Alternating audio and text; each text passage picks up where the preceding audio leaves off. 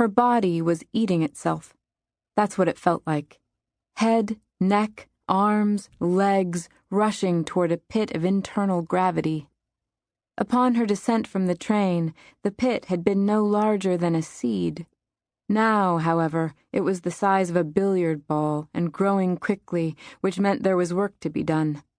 Keep steady, keep calm, notice things beyond yourself and let them distract you, let them stretch you back into a workable shape.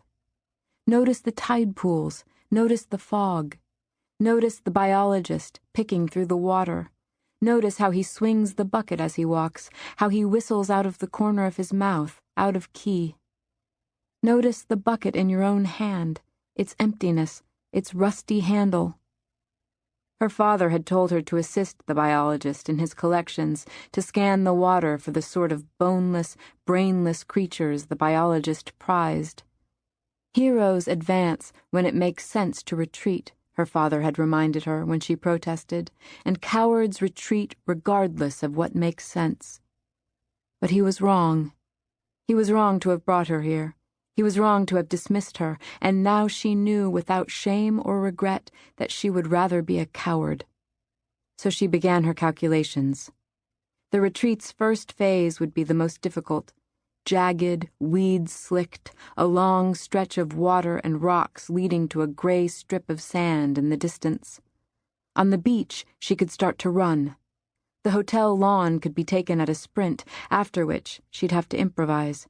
Hitching a ride in the gardener's truck, stealing a delivery boy's bicycle. At the train station, she could barter something for a ticket to San Francisco, and then she would be gone.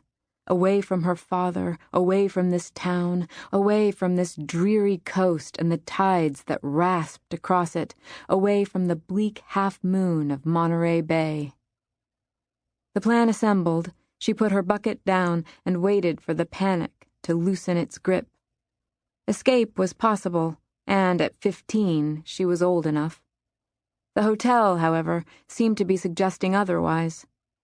From the water's edge, she could see both the building and the shadows of its history.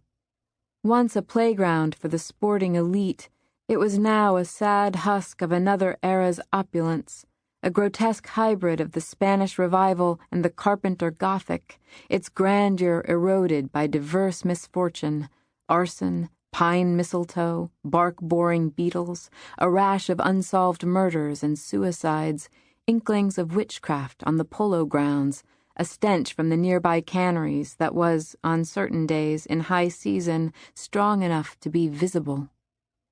If the hotel had endured, it was only in theory. Margot and her father were the establishment's first paying guests in well over a month, and although this didn't bother her in principle, it did in practice. The emptiness was like an accusation.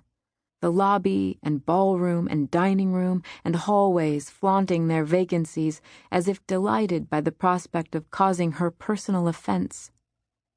In truth, she had sensed catastrophe from the outset.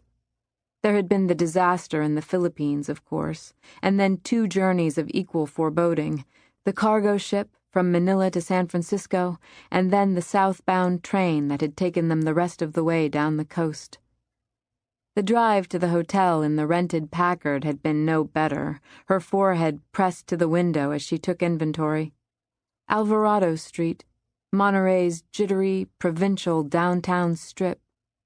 The Coast Valley's gas holding tanks, 2 cylindrical metal landmarks of uneven height and identical ugliness.